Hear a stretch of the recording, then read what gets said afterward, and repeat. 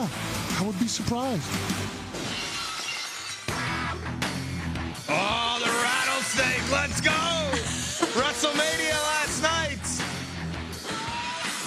John Cena, 17-time champ. This is Stone Cold's music, Smalls. Is it? Okay. Yeah, we are on Sportsmanlike, brought to you by Robinhood. Get a 3% IRA match, only $5 a month. Boy, that was amazing. That comment from, early April?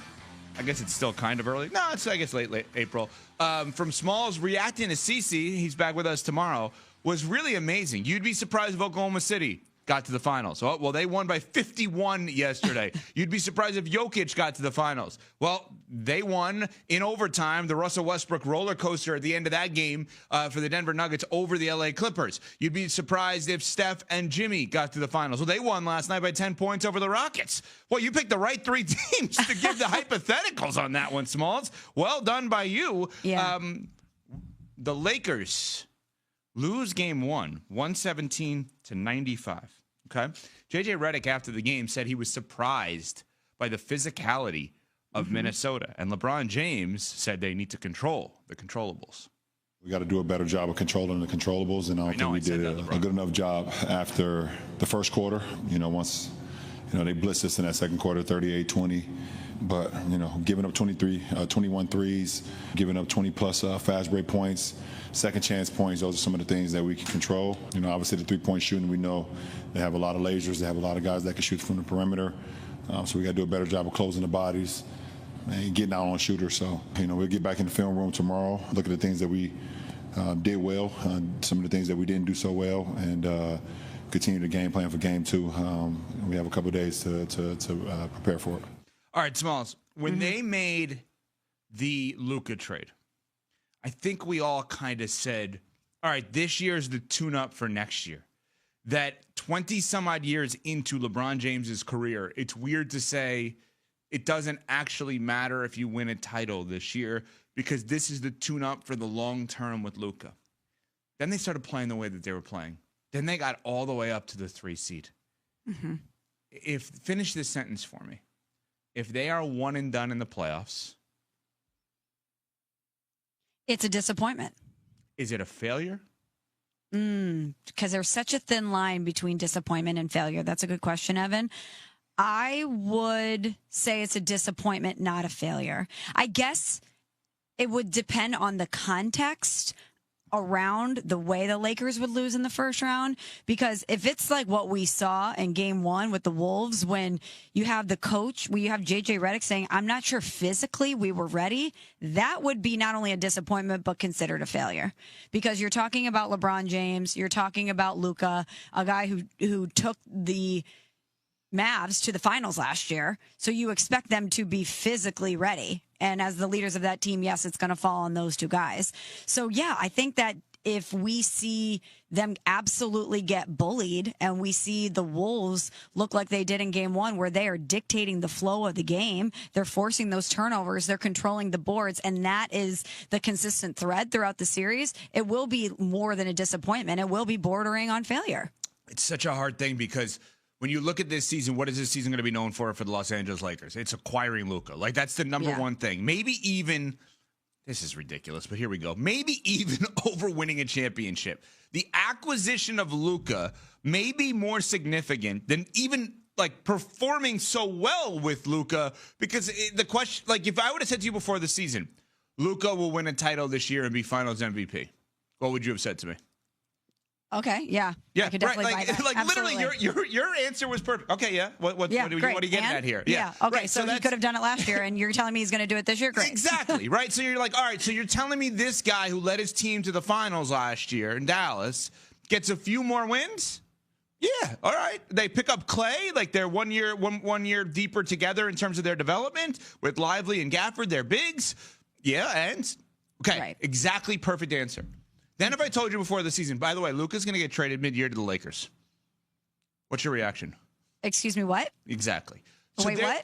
There's an argument that their season is already a success.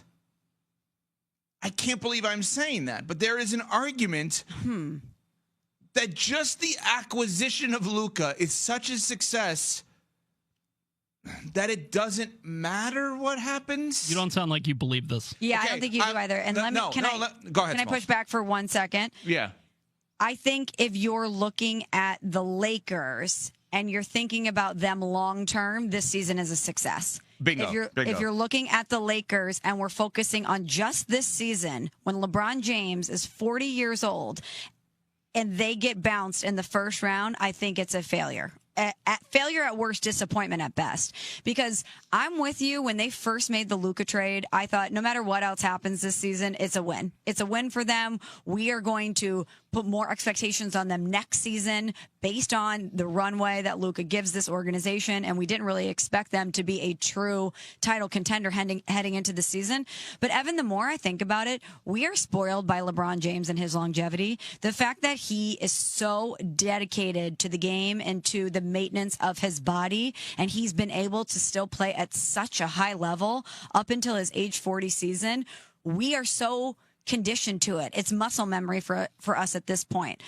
But we take it for granted because next season, it could be different. Father Time is undefeated. At some point, LeBron James is not going to be able to be LeBron James.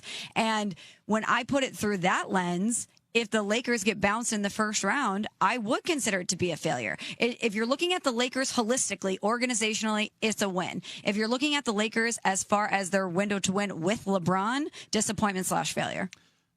You're good the rest of the show. I don't know that anyone could do better than what you just did. It's exactly right. That is a perfect way of saying it. The Los Angeles Lakers, for the franchise, it does not matter what they do the rest of the season. If they lose in the first round, that is a much bigger failure on LeBron's resume than it is on the Lakers' resume. Much bigger. Because the Los Angeles Lakers now have a lifetime, assuming that they are going to re-sign Luka, which I guess is somewhat of an assumption, but assuming they're going to re-sign Luka, they're set up for a decade. LeBron is set up at 4 titles with the attempt to get to 5 and 6 to equal Michael. And oh, by the way, we watched the Warriors last night, right? Mm-hmm. If you're going to pick anyone outside of Oklahoma City. Oh, they're dangerous. I've been telling you. That would be 5. That would be one more than LeBron. Just saying, Smalls. I know based on seeding, a lot of people were doubting them. I know based on the fact that it took really the whole season for them to round into form that people were wondering if they could get it done. But I kept saying, I am not betting against Steph. I'm not betting against Dre. I'm not going to bet against Steve Kerr. Oh, and you add playoff Jimmy with a chip on his shoulder to that Year mix? 1 with his team, which is an important thing. Year 2 and 3 with his team may not be like this. Year 1, he's always like this. I kept saying outside of OKC, they're the team I think is so scary. They're the team I think is so dangerous. And which is why it goes back to your point, Smalls. About LeBron, I know. Yes, it's not a failure for the Lakers if they get bounced in the first round. It's a failure for LeBron if he gets bounced in the first round. That's what it is. And the LeBron-Lakers era. Yes. All right. So if you want to combine it that way, that's fair. That is fair. Because we will look back on the Lakers really quickly, Ev, and we'll say, oh, LeBron won 1 title there and it was in the bubble. We expect LeBron plus the Lakers to equal more overall success. We are on Sportsmanlike, presented by Progressive Insurance. And coming up, we have Upon Further Review. But Smalls, I'm looking at the 2 NBA games tonight.